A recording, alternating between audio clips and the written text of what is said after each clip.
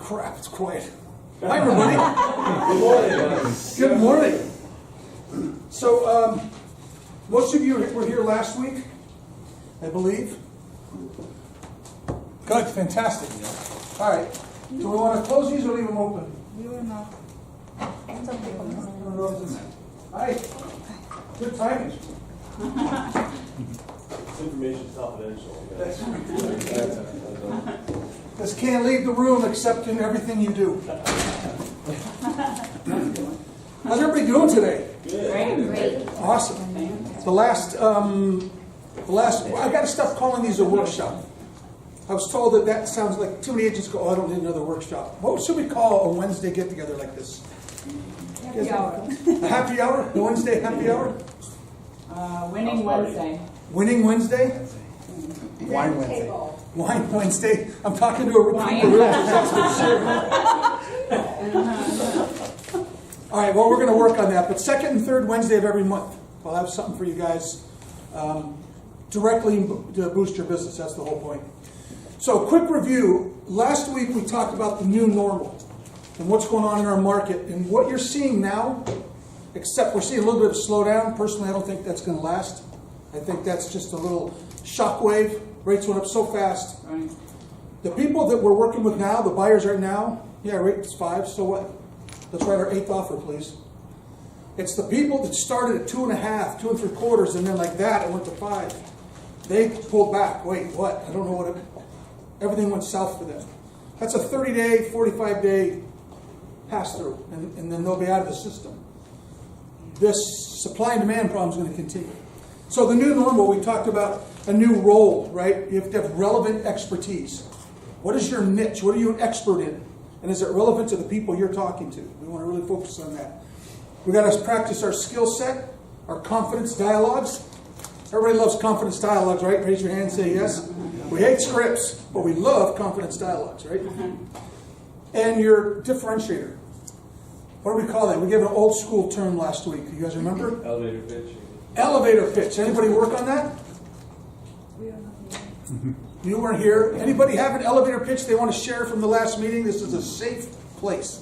I promise it is. I don't want anyone stealing my elevator. Is Jared here? Jared, this is a safe place. Don't make fun of anybody. No. Anybody? Elevator pitch that you want to share? Okay. We're going to, matter of fact, I'm going to ask Shannon. Fantastic, Shannon. Can you do a little sign-up? We're going to do a little sign-up sheet, and then I'll ask all of you guys individually, not in front of people, to send me your elevator pitch. And then we can talk about it if you want to work on it together. Is that fair? Or you can just write on there, screw you, I'm not doing my elevator pitch. Someone might steal it. Okay. So then we talked about the future, right? We have to be skilled, we have to be trusted. How are we going to do that? And the first 2 parts last week. First of all, what's our mindset? What's the mindset shift that we have to go through? The 2 biggies were, number 1, every single home is for sale. Every single home, right? I love that. There's no inventory problem. It's true. It is true, right? Does anybody not understand that or think it's not true? Part of the future that we're talking about is changing what we've been doing. This has been a lot. Man, we've had such a great run-up, such a great market for years. How many were here when the market was not a seller's market? How many have been in this business longer than, say, 8 years? Okay, there's a few of us here. You remember what it's like to have to work. This is work like, man, we have to write so many offers, we have to review offers. It's a lot of work transactionally. But it's not that much work getting clients. You can just put your hand out and get buyers, right? Like a magnet right now.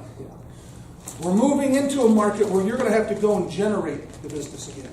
Which is good because it kind of cleans out all the wannabes and could-have-beens and got-in-latelys. It's good for people like us. And that starts with that mindset. Hey, it starts with the every single home is for sale. When a client says to you, I would sell my home, but where would I move? There's nothing for sale. We have a dialogue for that, don't we? Jared, do you remember it? I only just gave it to you yesterday, so it's okay if you know. Where would I move? I'm knocking on the door, and they say, I would sell my home, but I don't have any place to go. It's a great thing we're talking. You know, most agents sit back and wait for a property to hit the MLS. I don't do that. I go out and I find listings for my clients. You want to know how I know how you can trust that? We're talking right now. That's right. That's what I'm doing. Imagine how powerful it would be when you say, I go find sellers before they're sellers. That's what I'm doing for my buyer right now. I'm finding you. You're curious how you're going to find a home? Let me answer that by telling you I'm standing right here. Wow, is that powerful? I'm standing right here. Imagine what I can do for you. This is the new normal, right? Whether we're doing it by door knocking, phone calls, we got to get out and find them. Okay, the other thing we talked about is this change means affirmation. Anybody create their affirmation? One person. I love these. So really it's just kind of a drain, right? Like at the door, as you go out the door, everything just falls off. The takeaway, I promised 3 takeaways, 2 scripts, and a purpose. Takeaway 1 was create a single affirmation about something you want to change internally. Make it present tense, or even better yet, past tense. Make it in the positive. Subconscious mind doesn't recognize negatives, right? Remember, don't think of a pink elephant right now. Doesn't exist in our subconscious. If you say a negative, you'll be focused on the negative. I did Yes. one. You did one? Yeah. Would you share? Sure. Okay. Competition is exciting. Competition is exciting. Fantastic. Get past this fear of there being too much out there, the scarcity feeling, right? I love that. Competition is exciting. It makes us better. We want to embrace it. I love that. Anybody else have one they want to share? Okay. This is for you. You don't have to give it to anybody else, but create one. You'll be amazed how powerful it is. I think you said one that was really good. I wrote it down. It said, "This is the feeling I get before I help people." Yes. Right? Right. A lot of us have that. That butterfly. The butterflies. They say the most dangerous 2 seconds in real estate are the 2 seconds right before. Right before you knock on the door. Right before you pick up the phone. Right before you ask for the business. Also known as close.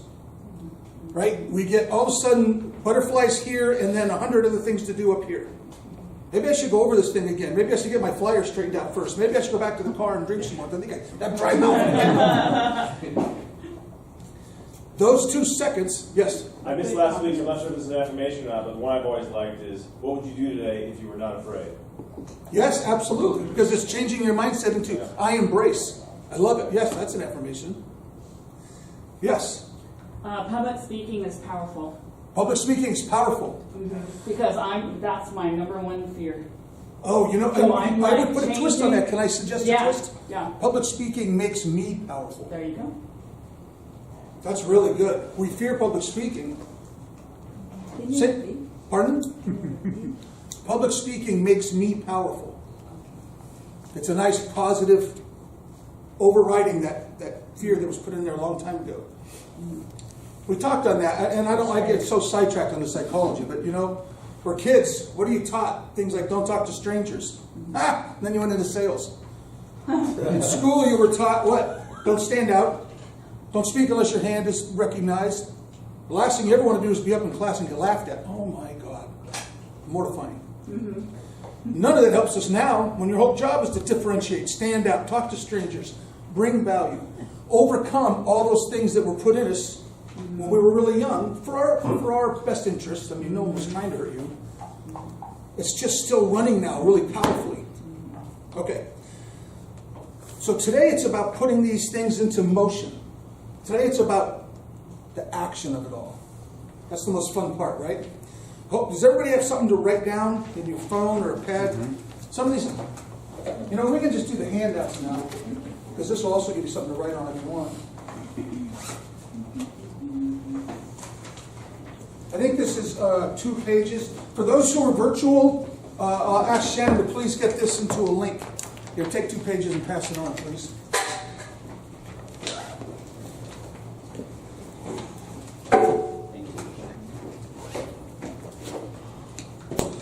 The other takeaway we talked about last week to wrap up the review was this affirmation you have, this focus that you're going to work on. Take your phone that's with us all the time. We are medically, surgically attached to our phones in this business. We are, right? I mean, we have, and have your alarm go off every 90 minutes or every 2 hours during the day. And every time it goes off, you stop what you're doing and you repeat your affirmation 5 times. I like that. I did that last week and put like 4 minutes in the day. Not every hour, but 4, which is better than none. Right. It was really inspiring. Started feeling the difference. Over a couple of weeks, you'll be amazed what it does for you. And it seems so simple. I just have to repeat this? Yep. What do we do, human beings? No, let me complicate it. I got to do it. No. Just repeat it 5 times. 4 or 5 times a day. You'll be a different person in a matter of a couple of weeks. It's that powerful. Okay, so commitment to action. Part 3. What is our commitment? How willing are you to make a change so that in the next 3 to 4 years you have the ability to retire if you choose to? That's the period we're going into right now. You could, if you choose to retire in the next 3 to 4 years, based on the business we're going to be doing. If you're here, if you're still doing it. A lot of people are going to get squeezed out. If you last. If you last. That's why I'm pushing this so hard. What changes are we going to make right now? What are we willing to do that we weren't willing to do last year? Because it's going to take more. I'm not saying it's going to be easier. I'm just saying it's going to be very, very lucrative. There's going to be a lot of people you can help. If you get into that niche, right, and you create your value, there's so much. We're going into the greatest transfer of wealth the world has ever seen. Right? All of the baby boomers selling property. The largest generation that's ever existed isn't even at their peak of buying property yet. Talk about a perfect storm. Right. And in the meantime, we spent the last 10 years not building nearly enough homes. I don't care, people I know that talk about rates and affordability and inflation, and all true. There would have to be something catastrophic, what they call an economic black swan, to derail this perfect storm. And we're there. We're there to help people through it right now. And to put yourself and your family in an amazing position. But we have to make a commitment right now to the actions. Okay, so here's the first question I have for you. You don't have to write this down yet, but do you have a clear, compelling vision of who you are 4 years from now? You do. I love it. She shook her head yes. How many here have a very clear, very compelling vision of who they are 4 years from now? Okay, we have a number now. I'm going to have you write this down. For some of you, it might be repeat or it might be able to add. Yes? There's not enough handouts. There's not enough handouts. Yeah, so. Can I borrow someone's handout? Thank you. Sorry. Scarcity thinking. I didn't Sorry. follow up. I'm sorry. Can you do Didn't mean to interrupt, but I know that putting notes next to it. How do we put comments up? So if anybody here has a question or thought we can see it also. Does anybody know? Chat? Chat? Yeah, so there should be chat. Well, when Shannon comes in, I'll ask her. We're in a tech company and I am a techie. That's one of my affirmations. I gotta do that one too. Yeah, I need help. Okay, so we're going to create a vision or add to the vision we already have. And then you're going to have to ask yourself, am I willing to commit to this? Am I willing to go to battle for this? Because this is you, this is your life, this is your future. Right? It's not an exercise to get a license or learn how to do a different listing presentation. This is us. So here's how I want your letter to start. Today is April 20th, 2026. Hope you guys virtually are writing this down if you can, unless you're driving. Exactly 4 years from today, right? I am X years old. However old you will be in 4 years. Change subject. Oh, I can do my reverse mortgage. That's right.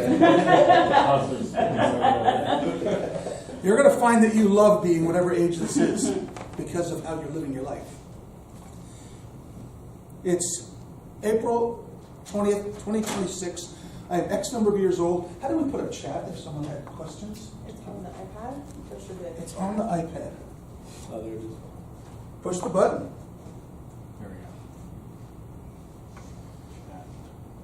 go. I don't know. All I know is thank God for Shannon. Here, let's take these and pass it back to everyone else. 46. Oh yeah, and one thank you for volunteering. Just in case you guys, there we go. If you have things to add, we have a chat up now. Thank you. Okay, so you have the date, you have how old you are.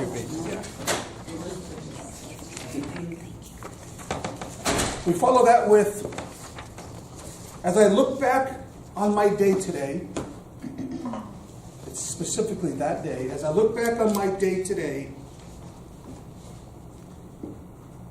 I am grateful. As I look back on my day today, I am grateful for my life of personal greatness. For my life of personal greatness.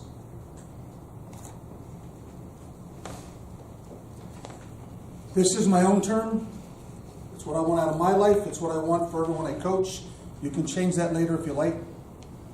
For me, it's a life of personal greatness, however I define it, what you're going to do in your letter later. We're not going to write the whole letter right now, but I want to get you guys started. Is that fair? Mm-hmm. It would take us an hour just to do the letter. Next paragraph.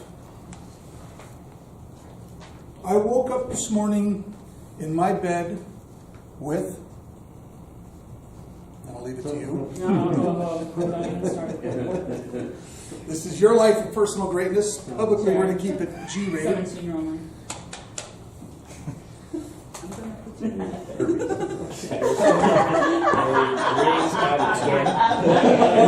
I woke up with a great attitude. I woke up with a great attitude in my own bed. Okay, from here now we're going to start. I'm just going to give you some bullet points. But when I say excruciatingly detailed, I mean you have to create a true vision. Who's the person you're with? Either right now or you're dating, or do you have a significant other? Describe them. Describe your relationship. Describe the bedroom.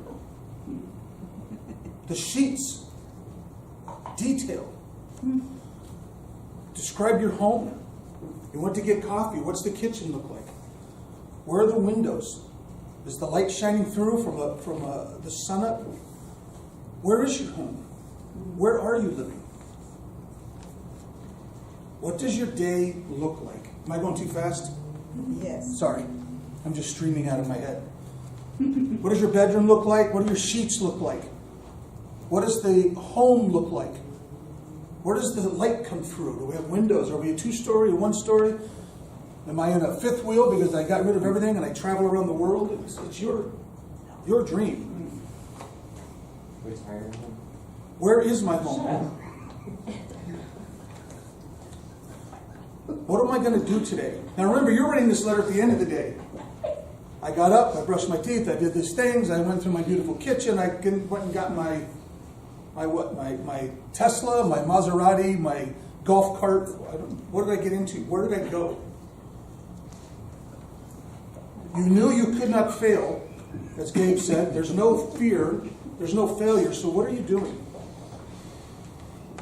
Maybe because it's 4 years from now, you are retired from real estate. You're doing something you love that has nothing to do with money. What does your ideal day look like? In detail. Take it all the way to, and then I tucked myself back into bed and said goodnight. This letter could be 3 or 4 pages. I've seen them 10 and 12 pages. The more detailed it is, the more likely it becomes to happen. This isn't like the phone alarm where you got to read it every day. Pull this out every 6 months. Every 6 months, put on your calendar, read my vision. I've had things in my life that I said a long time ago. Never said it again, never even thought about it again. And one day you wake up and go, damn, that thing that I wanted, that thing I said was going to happen is happening. I haven't thought about it in 10 years. It's extremely powerful when you have a clear vision of who you are and where you are in life. Can I get a commitment from you guys to do that? Yeah. We keep the 3 people said yes. What? Yeah, we keep the You're going to keep that, right? I would bind that. I would put that in a folder. I would treat it like it's sacred. Can I say something? Yes. One of my first Buffini mastermind, he made us write 5 years, and we did not keep the letter. they mail us the letter. Right. And I was shocked the amount of things That actually happened. It's amazing. People who do this, put like this kind of workshop for a living, they'll get letters from the people through the workshop for years and years later saying, this is almost eerie. I mean, it's almost like magic. But it's the power that we have when we put something out there and make it tangible. So, I'm going to ask again, hopefully get a little more energy. Who will commit to writing this letter? Good. Now, can I make it tougher now? Can I put my coaching hat on? Who will commit to writing this letter and having it done before the month is out? There we go. Fantastic. Okay. Yes. Does it have to be real life or fantasy? That's yours. What life do you want to be living in 4 years, right? I agree with that. I woke up this morning with Zac Efron.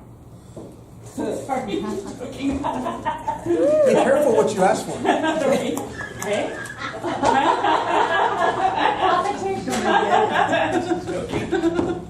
You'll be amazed.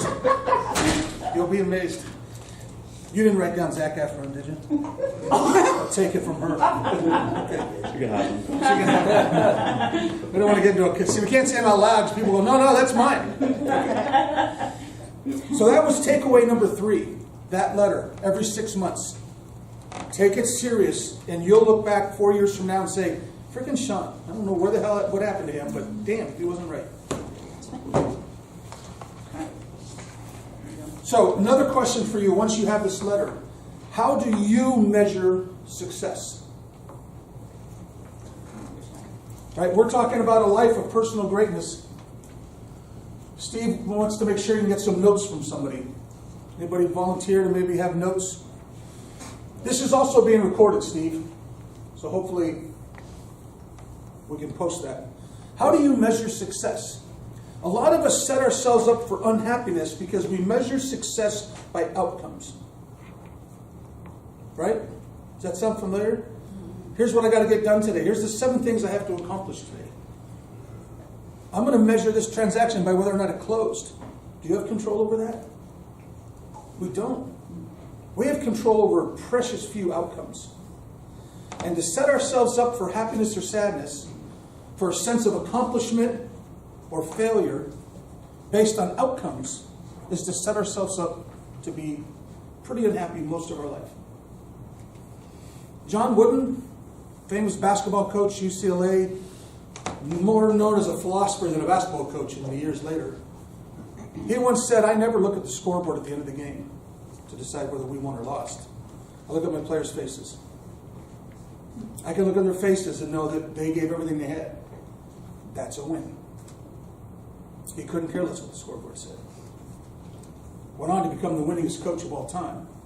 It's kind of interesting how it goes together. If you're measuring out efforts, the outcomes tend to happen. So, if we're measuring actions, right? Heroic actions, or we're so inundated with media. You want to make a great movie, put big action in there. You want to make a great life? That's not from big action. You'll have 2 or 3 of those. It's the little things we do every single day. The efforts that we make every single day. There's a term that some of you heard me use, and I want everyone to write down, please. It's called the Tedium of Success. It's an absolute measure of effort and not outcome. The Tedium, T-E-D-I-U-M, for anyone not familiar. Thank you. The Tedium of Success. Anybody venture a guess what tedium means? Tedious. What do we mean when we say something's tedious? Over and over. It's repetitive. Yeah. It doesn't really hold interest. Boring. Boring. I had the absolute privilege of meeting Tony Gwynn once at a coaching camp. Tony Gwynn died, but he was the greatest hitter that had ever lived since Ted Williams, which is saying something, right? Ted Williams is the greatest hitter that's ever lived, and then there was Tony Gwynn. He's the most consistent. Most consistent. We're at this coaching camp with him, and he was asked, by the way, Tony Williams, Tony Gwynn, I mean, really nice guy, very gregarious, but in his heart, hyper competitive. A little short even when he spoke. Not a man you would cross easily. But he was asked, okay, you're giving all these instructions to us coaches, and there's people there. What's the secret? I mean, what made you that good? And he said, well, I hit a ball off the tee 100 times a day. We're like, well, I'm sure you were very good in Little League, but we kind of meant in the pros. You know, you're the best hitter since Ted Williams. And he almost got angry. I hit a ball off a freaking tee 100 times a day, every single day. And then he asked, anybody here do that? Because we had kids, everything from Little League to college ball players there. And some raised their hand. It almost seemed like it offended him. He looked at me and said, every day? Ooh, some hands went down. On your birthday? Hands went down. Christmas Day. Until there was no hands left. And he said, I never missed a day. Not a sick day, not a holiday. Every single day. And I drove home from that camp and came up in my head with this, the Tedium of Success. Every single person has what it takes to be hyped. You can be so successful at anything you want. The problem isn't a lack of skill. It's not a lack of interest or brain power. It's boredom. Most of us do something for a little while and go, this is boring. You know how boring it is to hit a ball off a tee 100 times a day? No fans, no reporters, no teammates, no glory. It's just you and a net and a tee. To be able to do that every single day, that does not sound easy, does it? When you think about it, that requires a hell of a lot of discipline. But that is the key to success. If you can handle the tedium, if you can be one of my favorite bands, aging myself, Lynyrd Skynyrd, they spent 2 years in this shack playing over and over and over and over. Not going to recordings, not going on concerts. They played it till they couldn't get the notes wrong. That is boring. There's nobody there. You're not doing it for anything except to do it 100 times a day, 100 times a day, 100 times a day. That's the business we're in. It's the tedium of success that you have to embrace and say, I'm okay with it. I'm okay talking to 10 people every single day that I don't know, no matter what. It's okay that I practice a dialogue 100 times in a row. That's how it gets in our head so that we can then customize it when we need it. We must have something going on here. I wrote a letter as a kid, terrible situation, that one day I want to live in America in the sun. 30 years later, I live in San Diego with a beautiful family. These letters work, and I'm going to go now write a new one. And that's fantastic. Right. So cool. Oh, I don't know if she left right now. You can wait till we're done. But No, she's there. No, she's there. oh, she's here. Good. Left, top left, underneath the first. Underneath Middle the left. shell. There's a Hi, test. I'm here. Hi. Yeah. Hi. Little sassy picture. Great testimonial. Thank you. Yeah, thank you. It is so powerful. Okay, so absolute consistency to whatever the actions you pick. So now I'm going to give you a couple of things to ask yourself to write down. Okay. If it's efforts over outcomes, name 2 efforts that you're willing to commit to. Just 2. They can be work. They can be personal. If it's efforts over outcomes, name 2. Name 2. Name 2 efforts that you are going to commit yourself to, no matter the outcome. We don't care. If we let go of the outcome, the effort becomes much, much better. Imagine at the end of the day, you go home and someone says, how was your day? I did the 2 things I said I would do. That's a feeling that's hard to get. I closed the deal. That's cool. They come and go. No, I did the 2 things I said I would do again. That's an amazing feeling. What are some of those examples of efforts? It could be, if it's work related, it could be I'm going to talk to X number of people. Prospecting. Right. Prospecting would always be, I'm going to lead into that in a second with another one. But remember, this is like if you talk to a health advisor. You know, I got these what do you call these things? What's this called? Love handles. I got love handles. Have me lose those. They're going to look at you and go, you watch too much TV, kid. You can't spot lose, right? You can't get good at one thing and not another. We're a holistic being. You want to lose weight, you lose weight everywhere. You want to work on something in business, that makes you better in business, you'll become a better person also. You want to work on something for your health, you'll be better in real estate. We're holistic. You can't separate them. So when you pick two efforts, they don't have to be business related. If you pick two efforts, maybe one of them at least has to do with the affirmation you created that's changing you into a more of who you are, right? A more of your life of personal greatness. That everything in it becomes better. Your relationships become better. Life becomes better. It can't not. You see how this all works together? How beautiful and simple it is? Who overcomplicates it and messes it all up? We do. The guy in the mirror every morning. Okay, so you've got two efforts. Now, these could overlap, they may not, but I want you to think about this. Every day we have two non-negotiables. Non-negs. What are my two non-negs? Two things I'm going to do, it's not negotiable. For the people I coach, one of them is always a conversation, a real estate conversation, right? I'm going to have two actual real estate conversations today. By the way, if you had a conversation, for those of you who've been in my class before, we define as actually discussing real estate, assessing a need, seeing if there's a reason to have an appointment. There may not be. You may not ask for the appointment, but you still have a conversation. You might ask for the appointment and they say no. Are we interested in effort or outcome? Effort. Do we care if they said no? No. No. I made the effort. That's a conversation. If I walk up and say, what's going on, man? Hey, do you have any real estate questions for me? Is that a conversation? No. I'm not trying to ascertain a problem, a need that he might have. Because that's what I do, is solve problems. That's what all of you do, isn't it? We're not really salespeople. There's not a shelf of homes that we're trying to unload. We're helping people. So I might make a non-neg 2 conversations a day. In which case you could come in and say, Sean, oh my God, the building's on fire. Tell them to put it out, man, because I haven't had conversation number 2 yet. It's not negotiable. You can't have more than 2. Why? Why can't you have more than 2 non-negotiables? You won't do it. 2 is a lot. We have to honor ourselves. If I say this is non-negotiable and then I don't do it, man, the whole house of cards starts coming down. The part of our brain that's paying attention to action says, oh, this guy doesn't really mean the things he says. So we shouldn't pay that much attention to what he says. And then what good is that letter, and what good is our affirmations, and what good is everything else we're doing? Okay, so we have 2 non-negotiables.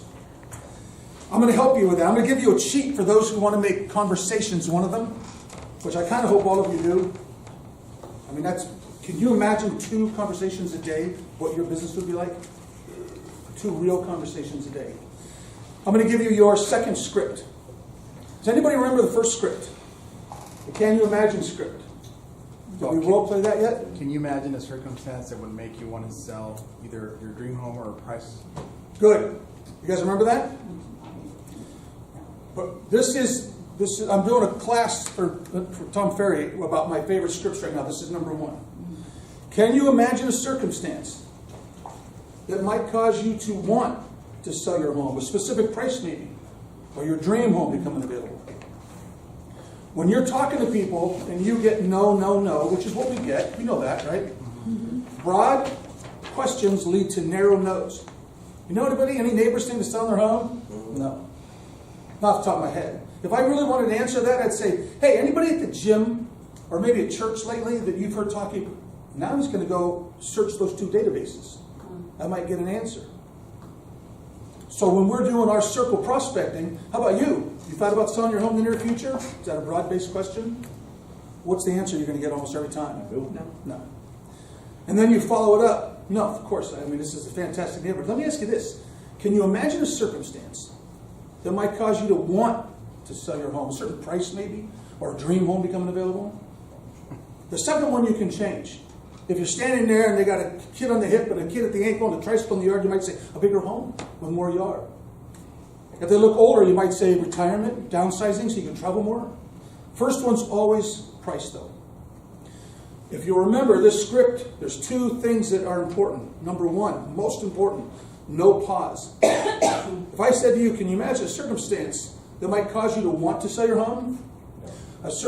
Too late, right? As soon as I paused, his brain started thinking about an answer to this broad-based question. Objection. Exactly. You've got to go immediately into the thing that they have to think about before they have a chance to think. Then they'll answer that part.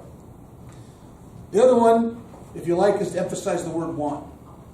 It's a good word. It will make you want to sell your home a certain price, maybe. If you do that, you're going to go from 1 in 20 gives you something on a door knock to 1 in 5. It's an amazing difference in the conversation. Okay, so that was the can you imagine circumstance. Is it okay if I give you guys a suggestion? How do we learn that dialogue? What would we have to do off of a T? 100 times a day. 100 times. Role play. Role play that 100 times. Not until you've got it memorized. Not until you can do it right. Memorize it so you can't do it wrong. You'll be amazed how many times it comes out of your mouth when you're talking to people. Well, I get that, but let me ask you. I mean, and the first part, by the way, of any script, you can mess that up and sound normal. Normal people don't speak with proper pronunciation and good pauses between without saying ums and uhs and repeating ourselves, right? You don't want to sound like you've perfected a script. Hey, what about, is there any circumstance that might cause you to want to sell your home a certain price maybe? Or I can flip around with the first part, right? Hit the word want, no space, right to the two things. We'll go, and then there's more to do after that. This isn't turned into a scripts class, even though that's where I always want to go. Okay, here's the second script. This is your cheat for those 2 conversations a day that you may be committing yourself to. Wow, what if it's 6 o'clock at night and I haven't had my second conversation and I can't go home because it's a non-negotiable? Don't give up. This is called the shortest script in the world. Some of you already know it. Some of you, this will be the first time. You have your pencils all sharp? You ready to go? Plain piece of paper. Shortest script in the world is probably pretty long, right? Just kidding. Here it goes. Hi. Do you own a home? Hi. Do you own a home? Everybody got that? It's on the thing. There it is. That's the whole script. I forgot I already handed these out. See, it makes it no fun. Everybody just reads this and I don't get to get up here and perform. That's the whole script. There's only 2 answers, yes or no. There's an easy response to each one of those. No. Well, would you like to? I guarantee their answer 90% of the time is going to be something about financing, affordability. That's all right. Every single person I've ever put into home felt that way right after I gave them their keys. Matter of fact, if I'm being honest, that's how I felt when I bought my first home. But how awesome would it be if you were paying your own mortgage instead of somebody else's? How phenomenal it would be if you were gaining equity and appreciation like everybody else is right now. Wouldn't that be fantastic? Nod your head as you say it. Well, it'd certainly be worth 10 minutes of your time to find out, wouldn't it? I love this as a closing question, by the way. Here's this phenomenally good thing for you, and your only choice is to say yes, or I'm so stupid I wouldn't spend 10 minutes finding out if you can have it. Most people aren't going to put themselves in that position. Yeah, I do own a home. Do you want to own another one? I already own 3. Fantastic. When are we going to buy 4? Or do you want to sell one of them and move up? Are you ready to 1031 and do something with units? Why would I do that? It's right back to the same thing. Well, can you imagine if we could set your entire retirement up?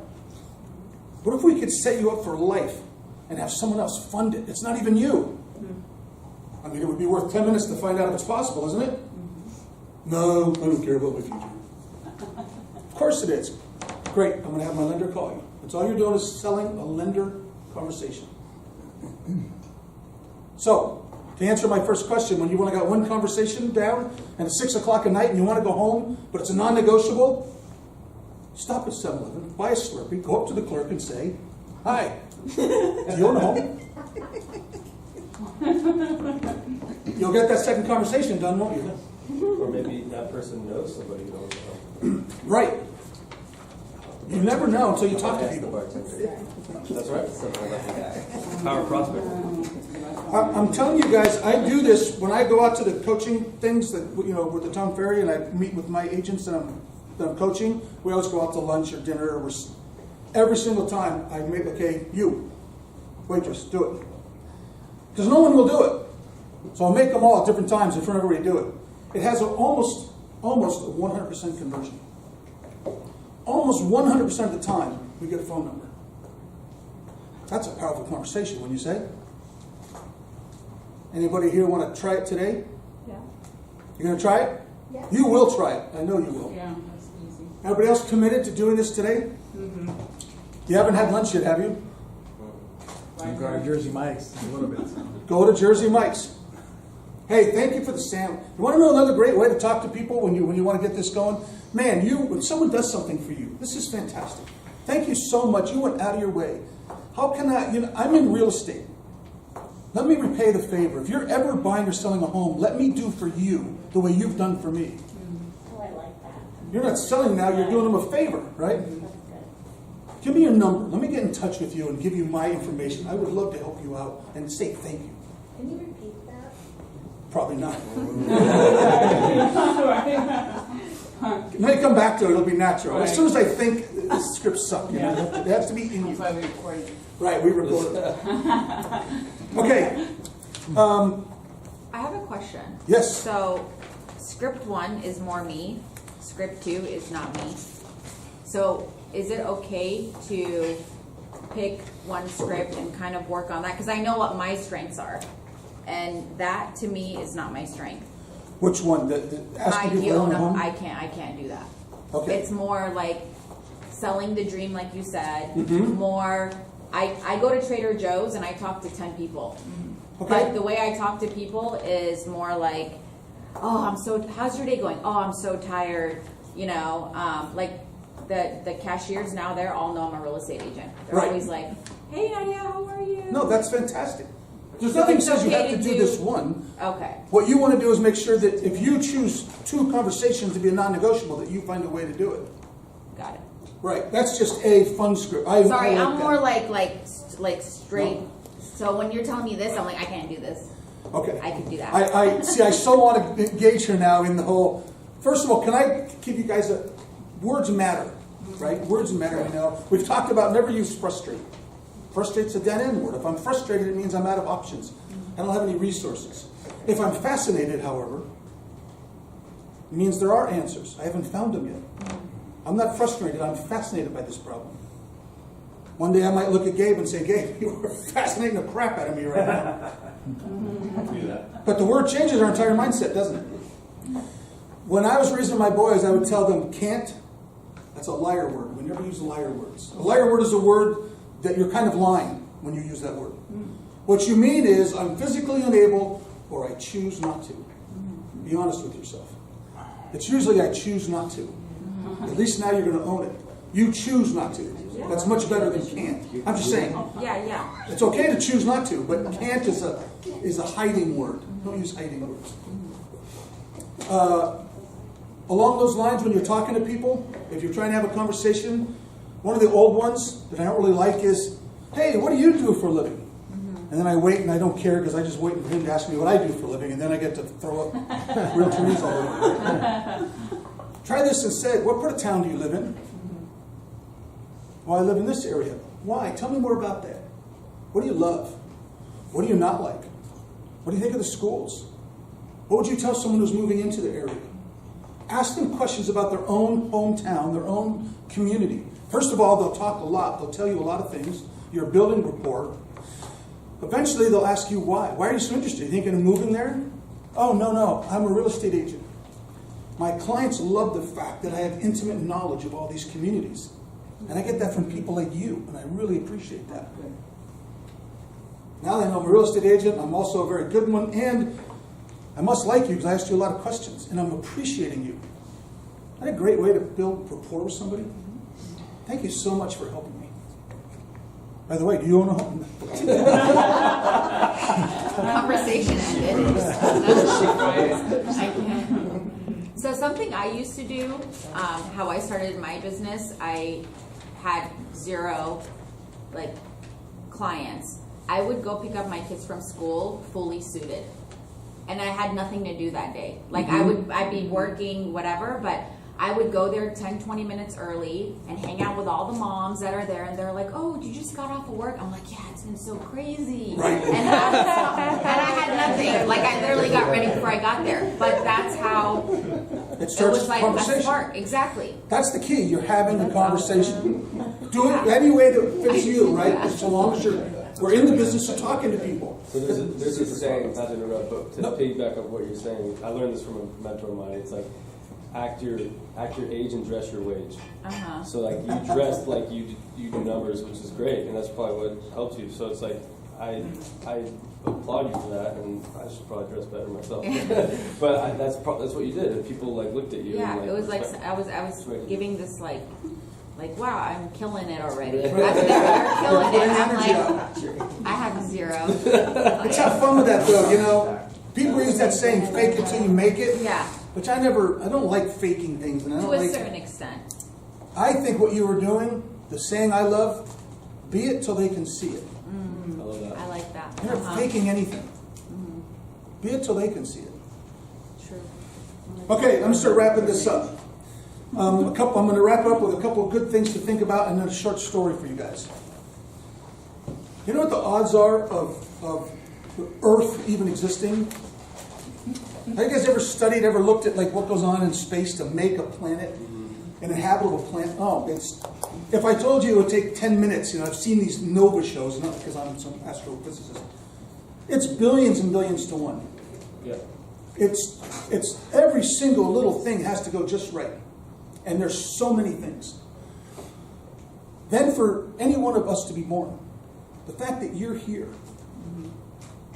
I mean, when you think of the miracle, the fact that you're alive on a planet that sustains life, it's billions of billions to one odds. Dare I say you won the lottery. You've already won the lottery. There's nothing more to win. The sense that we have of, am I good enough? Did I do enough? Holy crap, you won the lottery. The question that we should be looking at is, what am I doing with it now? I have everything. It's never going to be a question of, am I winning in life? You won. What are you doing with it? Who are you impacting with it? How are you sharing it? How are you living it at its fullest? It's not about the success. You've got that already. It's the effort. It's the action. Does that make sense? I promised you guys 3 takeaways. Create an affirmation, put it in your phone, and then write that letter. I promised you 2 scripts. Can you imagine a circumstance and everybody but your favorite script, the shortest script in the world? I think we gave a few others. Here's the purpose part of this. And again, this is my terminology, but our purpose here is to live a life of personal greatness. Take your lottery winnings and spend them in a way that makes your life feel great. Whether that's going on vacation every 2 weeks, bringing water to some village, working at a school, it can be anything. It's your personal choice. There's no limit to that life, is there? No? So, here's the story I want to share with you guys. This is from my past, but it'll carry this through a little bit. It's now a long time ago because my kids were now they're 20s, and early 20s, but I think Quinn was 4 years old. We just dropped his brother off at school, maybe kindergarten or first grade. Quinn wasn't in school yet. And I'm holding his little hand, and we're walking down the street, back to the truck after dropping off my son. And there's this big black bird. This is in La Mesa. Just doing circles and soaring. And we're watching the bird. My son says, "Daddy, wouldn't it be fun to fly?" Wouldn't it? I mean, we all think about that. And I'm saying, oh my God, yeah. I mean, can you imagine just sitting on the wind over the buildings and watching the people? He's laughing. He says, "Well, Daddy, can we fly?" 4 years old, and already we start popping little bubbles. I'm thinking to myself, they're so innocent. I don't want them to learn already that certain things aren't possible. And I let go of his hand, and I'm thinking, how am I going to answer this without messing up his psyche? Because I'm all screwed up, right? Because my background is psychology, so there's 8 things I'm going to think about before I answer every stupid question. And I start in saying, well, There's some things we can do and some things we're not able to do. We can't do them physically. But that doesn't limit us to what our potential is. And there might be other ways to do it, you know. And you probably haven't heard of the Wright brothers yet, but and I'm trying to show him that things are possible in different ways. Okay. You can imagine me right up there pontificating. I look down to kind of gauge how he's taking all this in, and he's not there. I'm talking to myself. He's already running down the road. He's got his hands out, right? Little feet are turning over, and there's got this 4-year-old giggle coming out of him. He's flying. So I put my hands out, I start running down the street after him, and I start laughing. I'm thinking, oh my God, I was about to tell him you couldn't fly. He was already on it. He was already flying. He didn't stick around to listen to my bullshit. With a little imagination and a lot of effort, you can do anything you want.